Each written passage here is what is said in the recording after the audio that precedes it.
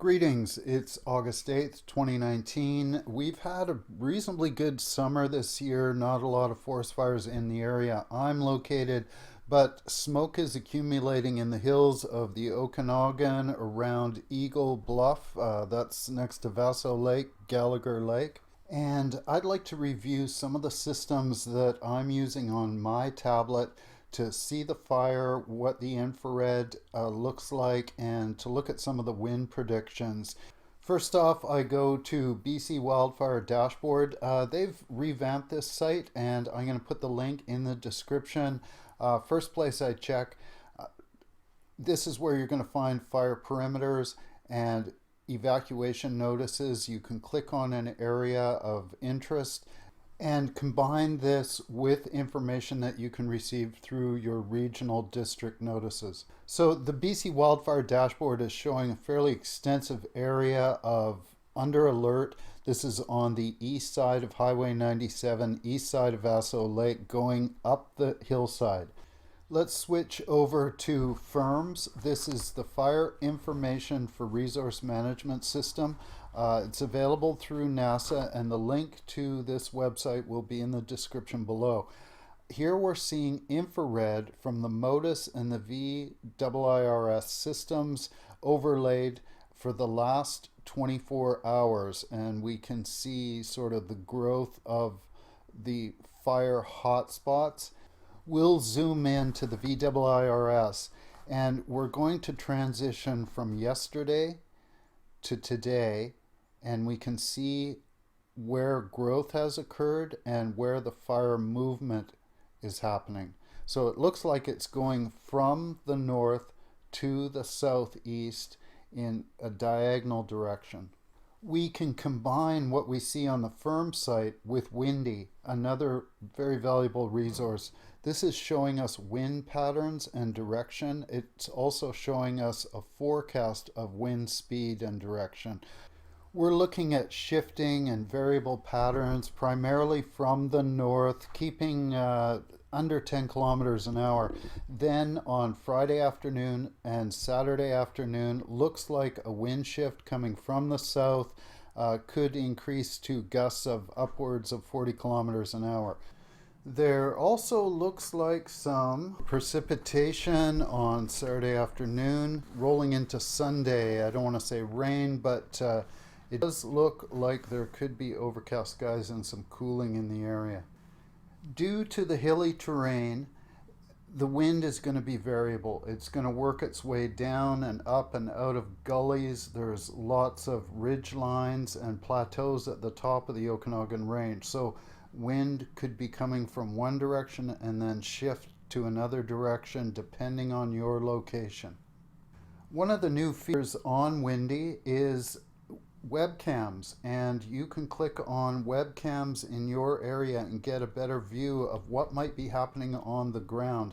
We're looking at a scene from Webcams Travel showing some dramatic shots of the smoke rising up over Eagle Bluff. These are taken from the Oliver area looking northeastwards. Another resource that I use quite often is Drive BC, and I'll put a link to their index page in the description below. And here we can see Highway 97 does have an incident warning there for the fire. It also has the webcams available, and you can click on these and get another means of finding information about the area. Here I'm looking at the top of the screen looking for any smoke or cloud cover that's moving in. Looking at another location here towards south of Karamias, I'm seeing to the southeast there is haze on the other side of those mountains. Let's go back to the FIRMS system now. That's the Fire Information Management System. We're looking at today's infrared, and I'm switching over to the radiative scan. This is showing where the intensity is. Where is the heat coming from? And here we can see these clusters of green and yellow there towards the south end of the fire perimeter. This confirms what we were seeing on the wind direction and the growth of the infrared. So there is movement towards the southeast. Now, there are planned ignitions, and we can be seeing some signatures of planned ignitions in this infrared. We can also see this patch of active fire to the north that's over a crest and going down towards a gully on the edge of the Eagle Bluff. Crews may be taking advantage of a potential wind shift on Friday and Saturday. So check the BC Wildfire Dashboard to see if they have planned ignitions and to see if there's a change in the overall situation. Last year, we were quite reliant on the Google KML to see infrared hotspots in Google Earth. And I'll put a link in the description below. It's also accessible through the firm's site. Just go to their web services. And I would scroll down to the Google Earth KML, load up the one for Canada, 24 hours.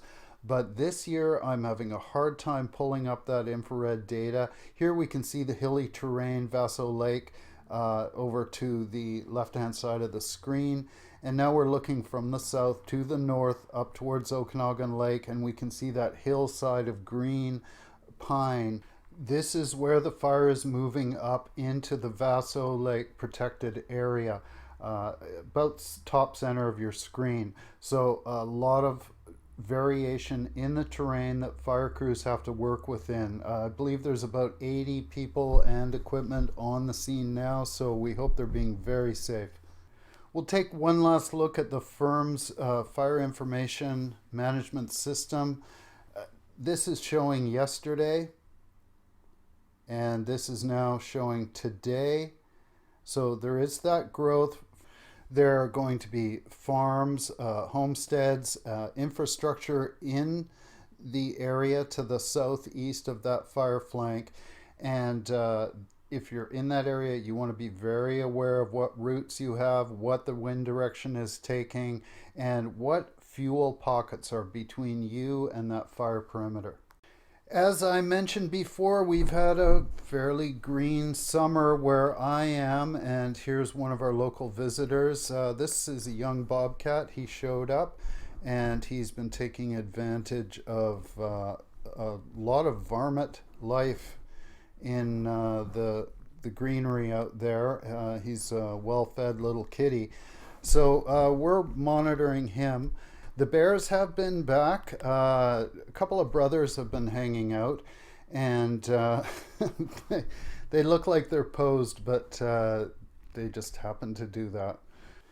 Thank you very much for watching. Be safe out there. There have been sporadic activity throughout the province, over 600 fires, 39 current, I think. Check the BC Wildfire Dashboard and check with your community and regional information websites. Thank you very much. Be safe and keep your nose to the breeze.